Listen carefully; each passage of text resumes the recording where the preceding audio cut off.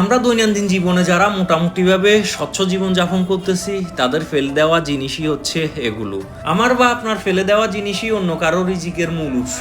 আমাদের চট্টগ্রামের নিউ মার্কেটের এখানে দেখবেন এরকম অনেক দোকান আছে যেখানে আপনার দৈনন্দিন জীবনে আমরা যা ব্যবহার করি না, পুরাতন জিনিস ফেলে দিই, ওই জিনিসগুলো বিক্রি করতেছে। আবার যেসব জিনিসপত্রের ডেট নাই অনেকে ফেলে দিছে, এই জিনিসগুলো এখানে বিক্রি করতেছে। আসলে আমরা ভাবি যে এই জিনিসগুলো কারা নেই, বাট অনেকক্ষণ দাঁড়াইছিলাম, দেখলাম এখানেও ক্রেতা আছে, এখান থেকেও জিনিসগুলা কিনে মানুষ, আর এভাবেই একটা ব্যবসায়ীর স্বপ্ন পূরণ হচ্ছে। তবে একটা কথা মাথায় রাখবেন, এগুলা সবই নষ্ট না, সবই খারাপ না। কিছু হয়তো অনেকের অপ্রয়োজন, এই জন্য ফেলে দিছে আর এখানে ওরা বিক্রি করতেছে। তাই নিতে পারেন, যদি আপনার কোনো কিছু প্রয়োজন হয় এখান থেকে নিতে পারেন। কোনো কিছুই ছোট না, কোনো কিছুকেই ছোট মনে করবেন না। এটাই একজন ব্যবসায়ীর মূল আয়ের উৎস।